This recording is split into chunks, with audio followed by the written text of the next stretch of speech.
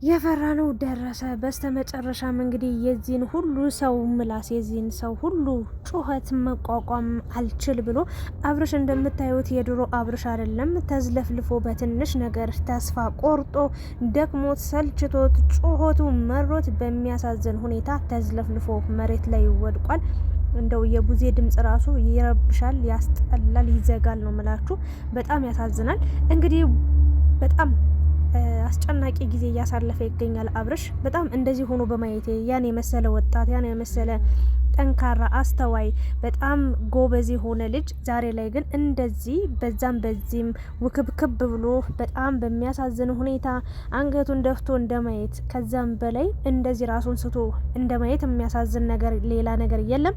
እንግዲህ ትናንትና እንደሚታወቀው ሩታና ኤፍሬም ይሄን ልጅ እንግዲህ ጥሩ ደስታን ወደሚያገኝበት ጥሩ ስሜት ወደሚሰማው ቦታ ለአንድ ወር ወይም ለ15 ቀን እንግዲህ ሆቴል ይዘው አልጋ ይዘው ጥሩ ጊዜ ለማሳለፍ እየሄዱ በነበረበት ሰዓት ማን እንደነገራቸው ባይታወቅም ሩጠው ሄደው እንግዲህ ከሚሄዱበት አስቁሟቸዋል። ዋናው አስቋሚው ወይም ደግሞ ዋናው መንገድ መሪው ዳኒ ነበረ። እጅግ በጣም አሳፋሪ ነው። ሄርሜላንም እንግዲህ እየጎተቷት ይሄዳሉ። ሄርሜላም እጅግ በጣም ተነዳ ተበሳጭታ አብርሽ ከሩታ ጋር መሄድ የለበትም ቡዜም ተንቀልቅላ ካልሆነ ፍርድ ቤት፣ ክስ ቤት፣ ፖሊስ ጣቢያ ብያለች ትገኝ ነበር። ነገር ግን ወንድምየው ዴቭ በመሀል ገብቶ ነገሩን አረጋግቶ እነዚህ ልጆች ወደ ፖሊስ ጣቢያ ብንወስዳቸው ምንም አይነት ተጨባጭ ማስረጃ የለንም ስለዚህ ልንወስዳቸው አንችልም በማለት ሩታን ወደ መለመን ነው የገባው። ዴቭ እውነት ለመናገር ሪስፔክት አድርጊያለሁ በዛሬ ንግግርህ፣ በዛሬ በጣም አስተዋይነት ማለት ነው። ብዙዎቻችሁ እንግዲህ ቅድም በሰራሁት ቪዲዮ ቢኒ ኤፍሬም እና ሩታ መታሰራቸውን ቪዲዮ ሰርቶ ነበር። እኔ ደግሞ አይ ይሄ ሊሆን አይችልም፣ ውሸት ነው። ምክንያቱም እነዚህ ልጆች ምንም ያጠፉት ነገር የለም፣ ሰው አላገቱም፣ ሰው አልደበደቡም፣ ሰው አልጎዱም።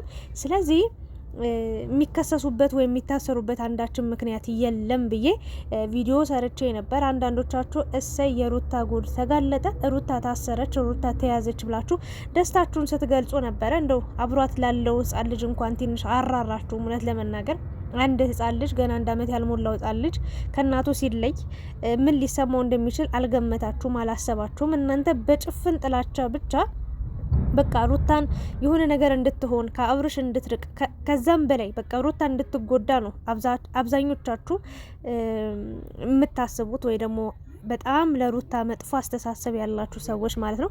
እናንተ ሰዎች ብትመረመሩ ብትታከሙ ነው ደስ ይለኛል። ሶ ዛሬ እንግዲህ እዚህ ውስጥ ያሉት ያው ብዙ ሰው ይታያቸዋል። ሩታ አለች፣ ዴቭ አለ፣ ኤፍሬም አለ፣ ሄርሜላ አለች፣ ቡዜም አለች፣ ዳኒም አለ። ግን ማለት ነው አንዳቸውም ለአብርሽ የሚያስቡ ሰዎች አይደሉም። በዚህ ሰዓት አንዳቸውም ለአብርሽ ስሜት፣ ለአብርሽ ሁኔታ፣ ለአብርሽ ህመም፣ ለአብርሽ ጭንቀት ማንም ሰው እየተረዳው አይደለም ያለው። ልጁ እንኳን እንደዛ እያለቀሰ እንኳን ቡዜ የምትባል ሴትዮ ማለት ነው እንደው ምንም የትልቅ ትንሽ ናት። በቃ ዝም ብላ ከመጮ ውጪ ምንም የምታመጣው መፍትሄ የላትም። ዝም ብላ በቃ እንደ ቆርቆሮ ነው የምትጮ። ለስሙ በጣም ትልቅ ሴት ነው የምትመስለው፣ ግን ምንም አስተሳሰብሽ ራሱ ደስ አይልም። ለስሙ የተማርሽ ወጣት ነሽ፣ ግን በንግግር ከመፍታት ይልቅ ምንም ማስረጃ መረጃ በሌለው ሁኔታ ወንድምሽን ፖሊስ ጣቢያ ይዤ ካልሄድኩኝ ፖሊስ ጣቢያ ሄደው ካልተካሰስን ፍርድ ቤት ካልቆምን እያልሽ ነው የምትገኝ። እንግዲህ ይሄ ልጅ በቁሙ አለ ቢያንስ አዎ እንደታመመ የሆነ ነገር እንደሆነ ህመም ይሁን ወይም ወደ ራሱ ማንነት ተመልሶ ይሁን ወይ ምን ይሁን ለኛም ሚስጥር የሆነ ነገር አንድ ነገር አለ። ያ ደግሞ የጊዜ ጉዳይ ነው። የጊዜ ጉዳይ ሆኖ ሳለ ሩታን መለማመጥ ካለብሽ ተለማመጪ። በቃ የሆነ ነገር ማድረግ ካለብሽ ለወንድምሽ ዋጋ ክፈይ ብዬ ተናግሬ ነበር። አንቺ ግን ያንን ነገር ከማድረግ ይልቅ በጣም በቃ ለሩታ ያለሽን ጥላቻ፣ ለሩታ ያለሽን ክፋት ነበር ስታሳይ ስታንጸባርቄ ነበር። በስተመጨረሻም በአንቺ ጭንቀት፣ በአንቺ ጭቅጭቅ፣ በአንቺ ጩኸት ነው ወንድምሽ ራሱን ስቶ የወደቀውና ይሄ ልጅ እንግዲህ ተቦጫጨቁት። በቃ ልክ እንደ ቅርጫ በሬ በእውነት ነው የምላችሁ። ተከፋፈሉ፣ ተቆራረጡትና ከየትኛው ይሁን ሀሳቡ ወይ እህቱን ነው መምረጥ ያለበት ወይስ ወንድሙን ነው ወይስ ሚስቱን ነው ወይስ ውሽሚትን ነው መምረጥ ያለበት? እዚህ ጋር እኮ ልጁ እጅግ በጣም አስጨናቂ የህይወት ፈተና የህይወት ጉዞ ውስጥ ነው የገባው። ሶ ቡዜ አንቺ ለትንሽ ቀን ለአንድ ሳምንት ከአብርሽ ጋር ቢሆን ኤፍሬም ሩታን ቢሆኑ ምን አስጨነቀሽ? ምን አስፈራሽ? እዚህ ይሄ ሁሉ ጊዜ አንቺ በሌለሽበት እኮ አብረው ቆይታለች። አየሽ ሲወድቅ ሰፍሰፍ ነው ያለችለት። ሰፍ ሩታ ስታስቢው እንዳንቺ ቂመኛ እኮ አይደለችም፣ ወይም ደግሞ እንዳንቺ በቀልን የምታስብ ሴት አይደለችም። እንዳንቺ የምትገለባበጥ የምትከረባበት ሴት አይደለችም። በነገራችን ላይ ቡዜ በጣም ነው የምታስጠዩ። በነገራችን ላይ በጣም አሳፋሪ ነገር ነው የምታደርጊው። ምንም እንደ እድሜሽ አልሆንሽም። በቃ ከእድሜሽ በታች የእውነት ከአንቺ በታች ያሉ ስንት ደህና ጥሩ አስተሳሰብ ያላቸው ሰዎች አሉ። ሁላችሁም እዚህ ጋር የምትሯሯጡት ሄርሜላም አንቺ ከሩታ አብርሽን ለመውሰድ ነው። ምንም ለአብርሽ ጤንነት አሳስቦሽ አይደለም። በእውነት እዛ ብትወስዱ አብሯት በቃ የሆነ ፍቅር ያጫወታሉ የሆነ ለዓለም ያስቀኑኛል ምናምን ብለሽ ተናደሽ ተበሳጭተሽ እንጂ የአብርሽ ጤንነት አሳስቦሽ አይደለም እዚህ ድረስ እየተጎተትሽ የመጣሽ። እንደ ሀሳብ ግን ማለት ነው እንደ ሀሳብ ግን ለምንድን ነው ሄርሜላና ዳኒ የማትጋቡት? ተጋቡና 1-2 ሳምንት አብራችሁ ሁኑ።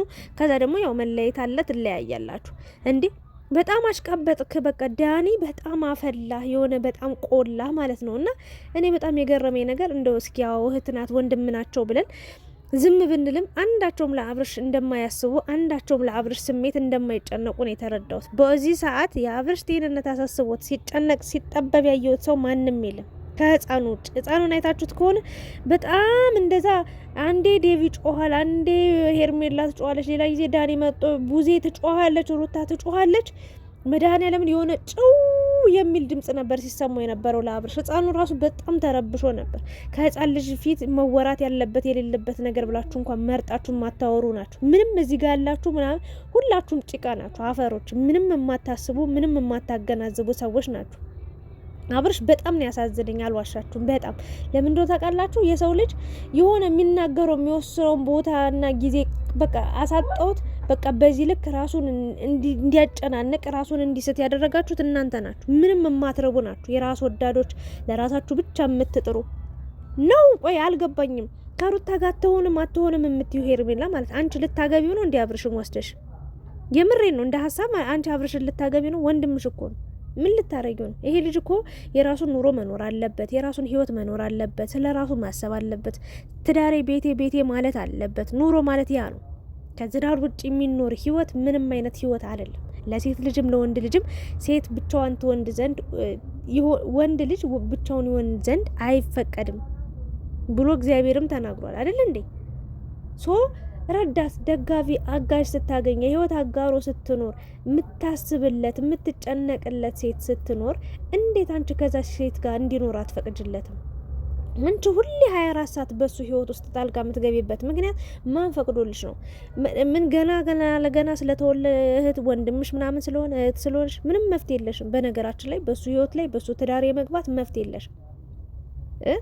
ሰው አንድ ወንድና ሴት እናት አባት ያድጋሉ፣ እናት አባታቸውን ይተዋሉ፣ እርስ በርስ ይጣመራሉ፣ አንድ ላይ ይሆናሉ። በቃ ቤተሰብን ይተዋሉ። እና አንቺ ቤተሰብ ነሽ። በቃ ሚስቱን አስበልጦ ሚስቱን አስቀድሞ እኮ ሄዷል። ሶ አብርሽ በጣም በሚያሳዝን ሁኔታ ዛሬ ያለበት ሁኔታ እግዚአብሔርን እንባዬን የመጣው ሲወድቅ ምናምን ማለት ነውና ህይወት እንደዚህ ናት። ፈተናዋ በጣም ብዙ ከባድ ነገሮች አሉባትና ቡዜ እንደው እንደ ትልቅ ሰው ብታስቢ፣ እንደው አንቺ ብቻ አይደለሽም በዙሪያሽ ያሉትን ነፋፎችንም እንደው ብታነቂያቸው ነቃ ቢሉ ጥሩ ነበር። አንቺም ነፋፋ ሆነሻል።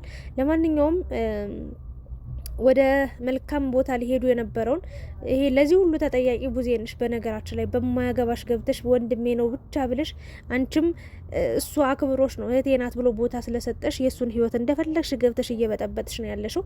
ይሄው ያንቺ በቃ ውጤት ይሄ ነው። አንቺ ከሩታ ለማስጣል ስትሞክሪ፣ አንቺ ከሩታ አብርሽን ለመለየት ስትሞክሪ የሚፈጠረው ነገር ምንድን ነው? ይሄ ነው። አብርሽ ወይ ያብዳል፣ ወይ ይጨልላል፣ ወይ ራሱን ስቶ ወይ የሆነ ቀን ላይ በቃ ላይ መለስ ሊሄድ ይችላል። በዚህ ጭንቀት በዚህ መከራ ውስጥ ሆኖ ማለት ነውና እባክሽን ከነዚህ ልጆች ህይወት ራቂ። በቃ ምንድነው አንድ ሳምንት አንቺ ራሱ ከአብርሽ ብትርቂ ጤነኛ የሚሆነው እሱ ነው። የእውነቴን ስነግራችሁ ሩታ ወይ ሄርሜላ አይደለም ቡዜ ከአብርሽ ህይወት ከራቀች አንድ ሳምንት መኖኝ አብርሽ ጤነኛ ይሆናል። እና በጣም እየጮሁ ነበር ፖሊስ ጣቢያ ወስዳለሁ ምናምን። ፖሊስ ጣቢያ ወስደሽ ምን ልታረጊ ነው? እዛ ጋር በጣም ታሳፍራላችሁ በእውነት። ለአብርሽ እዚህ ጋር ማንም የሚያስብለት እንደሌለን የተረዳሁት። ለማንኛውም ግን ሩታ ከሀገር ይዘው አትወጣም። ሰፈር ነው የቀየሩት፣ ወይም ደግሞ ሌላ አካባቢ ነው የሄዱት፣ ሊዝናኑ ነው የሄዱት፣ ቪዲዮ ላይ ይኖራሉ። እነዚህ ልጆች አትሄዱም ብሎ መያዝ ምን ማለት ነው? አሁን ዴቭን አከበርኩት ያልኩበት ምክንያት ምን እንደሆነ ታውቃላችሁ? ዴቭ አሁን በቃ ለወንድሙ ሲል ሩታዬ እባክሽን ባልሽ እንደሆነ አውቃለሁ፣ አንቺ ሚስቱ እንደሆንሽ አውቃለሁ፣ እኔ ከአንቺ ጋር ይሁን አይሁን አልልሽም፣ ግን እባክሽ ይኸውልሽ ደህና አይደለም፣ ጤነኛ አይደለም፣ እባክሽ ተረጅን፣ እኛ የምንለው ነገር ሊገባሽ ይገባል፣ እባክሽ በመጥፎ ነገር አተሰቢ ብሎ በደንብ በቃ እሷን ትሪት ለማድረግ ወይም ደግሞ እሷ ሀሳቧን ቀይራለት የሆነ የሚፈልጉትን ነገር እንድታደርግ ነበር ሲያደርግ የነበረው። ይሄ ነገር ደግሞ በጣም አስተዋይነቱን፣ በጣም ጨዋነቱን፣ በጣም ለወንድሙ መዳንን ለወንድሙ የሆነ መስተካከል የፈለገው ከልቡ እሱ ብቻ ነው። ቡዜ ዝም ብላ ከመጮ ውጪ ዝም ብላ ቂጧን አሳብጣ ዘጭ ከማለት ውጪ ምንም እንጃ ጭንቅላቷ ራሱ ጤነኛ አይመስለኝም የሷ ራሱ እና በጣም አስጨናቂ ጊዜ ነው አብርሽ እያሳለፈ የሚገኘው። ከዚህ መዓት፣ ከዚህ ችግር፣ ከዚህ ጭንቀት እንዴት ይወጣል? እግዚአብሔር ይርዳው። ሌላ ምንም ነገር ሌላ አልችልም። በጣም ነው ያዘንኩትኝ። በሰው ትዳር ውስጥ ገብታችሁ የምትፈተፍቱ ወዮላችሁ። እግዚአብሔርን በፈጣሪ ዘንድ በጣም የተጠላና በጣም የሚያጸየፍ ስራ ነው፣ የሚያጸየፍ ተግባር ነው። ከተግባራችሁ ተቆጠቡ እባካችሁ። በትዳር መሀል አትግቡ። ወላህት ነሽ፣ አባት፣ እናት፣ እህት ማንኛችሁም ማለት ነው። በሰው ትዳር ውስጥ ገብታችሁ ትዳርን ለማፍረስ የምትሞክሩ ሰዎች ጸባችሁ ከዛ ሰዎች ከሚጣሉ ከሚጋጩ ሰዎች ጋር ሳይሆን ከአንድ ፈጣሪ ከአንድ አምላካችሁ ጋር መሆኑን መርሳትና መዘንጋት የለባችሁም። ከፈጣሪያችሁ ጋር ተጣልታችሁ ደግሞ ምንም የምታገኙት ጥቅምና ነገር አይኖርም። ሶ እባካችሁን ከዚህ ድርጊታችሁ ተቆጠቡ። ሄርሜላም በዚህ ልክ ወንድ ልጅ መከታተል አይጠበቅብሽም። እንደ ሀሳብ ወይ ዳኒና አንቺ ተጋቡ። አንቺም ህይወት አልሰመራልሽም። ዳኒም እዛም እዚህም ሴት ቢል የራሱ የሆነ መቀመጫ ለራሱ የሆነ ህይወት የለውም። እሱ ማለት ነው በየሰው ቤት በየሰው ትዳር በየሰው ፍቅር እየገባ ከማበጣበጥ ከማለየት ውጪ ነገር ከመሰብሰብ ውጪ ነገር ከማብላላት ውጪ ምንም የፈጠረው መፍትሄ የለም። የራሱ የሆነ የሚባል ህይወትም የለውም።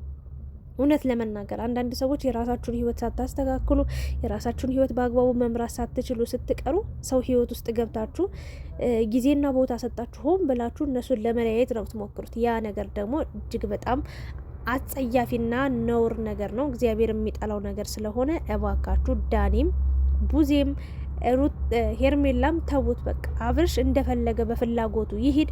እግዚአብሔር ሲፈቅድና ሲወድ አንድ ቀን ወደ ራሱ ተመልሶ ሁሉንም ነገር እስኪያወራ ሁሉንም ነገር እስኪናገር ሁሉም ነገር ሰላም እስኪሆን ድረስ እነዚህ ልጆች ተፋቷቸው። በቃ እናንተ ናችሁ ከአብርሽም ከሩታም ማርቅ ያላችሁት። በቃ የምር ተስማምተው ተግባብተው ሊሄዱ ነበር ለመጽናናት ልጃቸውን ይዘው። ግን እናንተ ደስታቸውን ወደ ሀዘን ቀየራችሁት። ደስታቸውን አበላሻችሁበት። ደስታቸውን አጨለማችሁት። ወንድሜ ትያለሽ። ይሄን ነበር የፈራሁት። ይሄን ከፈራሽ ታዲያ ስታወሪ እንኳን ቀስ ብለሽ ታወሪያለሽ። በጣም እኮ የምትንቀለቀዩ ቡዜ ማለት ነው። በጣም ጩኸትሽ፣ ድምጽሽ ይረብሻል። በቃ ምንም ደህና ነገር የለውም። እና እባክሽን አንቺ ትልቅ ሴትዮ ነሽ፣ ከቻልሽ እንደ ወንድምሽ አስቢ፣ ካልቻልሽ ደግሞ በቃ አንዳንዴ ዝምታም ወርቅ ነው። በቃ ዝምታም ወርቅ ነው። ዝም ማለት ጥሩ ነው። እና ሩታም ደግሞ ታሳዝነሽኛል እውነት ለመናገር በዚህ ልክ ልጅ ይዘሽ እንዲመንገላታትሽ የድሮ የበፊቱ ነገር አልበቃ ብሎ ዛሬ ደግሞ እንግዲህ አብርሽ እንደዚህ ሆኖ ስታዩ አላስቻለሽም። በጣም እያዘንሽ ነበረ። ልቀፎ እንደዚህ ላርገው ምናምን እያልሽ ነበር። የኔ ውድ አይዞሽ፣ አንድ ቀን መልካም ነገር ይመለሳል። አብርሽም ጤነኛ ይሆናል። እነዚህ ልጆች ግን ከነዚህ ልጆች ከአብርሽና ከሩታ ካራቁ እመኑኝ አብርሽ ነገ ከነገ ወዲያ የምሬ ነው ልብሱን አውልቆ ጨልሎ አደባባይ ለአደባባይ ነው የሚሄደው። እና እባካችሁን ይሄን ልጅ ከነዚህ ልጆች እንዲያመልጥ ከሩታ ከሄርሜላ እንዲያመልጥ ሳይሆን ከቡዜ ማምለጥ አለበት ይሄ ልጅ። በቃ ዳኒም እንደዛው። ዳኒ እመኑኝ በጣም ተንኮለኛ ኃይለኛ ሴረኛ ነው። ይህንን ነው ልላችሁ የምችለው። ለማንኛውም ግን አብርሽ ባለበት ሰላም እንዲሆኑላችሁን በጸሎታችሁ አስቡት። የጭቅጭቅ መጨረሻው፣ የጩኸት መጨረሻው፣ የአለመግባባት መጨረሻው፣ የትርምስ መጨረሻው እንደምታዩት በዚህ መንገድ ነው የሚጠናቀቀው። ሌላ ምንም አዲስ ነገር የለውም። ለማንኛውም አብርሽ እንግዲህ ከሆስፒታል ነገ ሰላም ሆኖ እንደምናየው ተስፋ እናደርጋለን። በየሃይማኖታችሁ ጸሎትና ዱአ እናደርግለት። ከዚህ ሁሉ ጭንቀት ወጥቶ ሰላማዊ ትዳሩን እንደ በፊቱ እንደነበሩት እንደ ድሯቸው እንዲኖሩ እንደው መልካም ምኞታችን እንመኝ። ሄርሜላም ልብ ገዝታ ወይም ደግሞ አስተዋይ ሆና ወደ ራሷ ተመልሳ አብርሽና ሩታ አንድ ላይ እንዲኖሩ ፈቅዳላቸው እንግዲህ የራሷን ህይወት በነጻነት ትዳር የሌለው ፍቅር የሌለው እሷን ብሎ የሚመጣ ወንድ አለ። እሱን ተቀበላ ብትኖር የተሻለ ነው ብዬ አስባለሁኝ። አመሰግናለሁ ስለነበረን ቆይታ። ሀሳብ አስተያየታችሁ እናንተ ደግሞ ጨምሩበት። ለሰው ዘር በሙሉ ሰላም ይሁን። ሰላም ከሌለ ጤና ከሌለ በጣም ሁሉም ነገር ከባድ ነውና ያሳዝናል። ብቻ አብርሽ እንዲህ ዝልፍልፍ ብሎ ያወጣትነቱ ሁሉ እኔ እንጃ በጣም ያስጠላል። በጣም ከባድ ነው።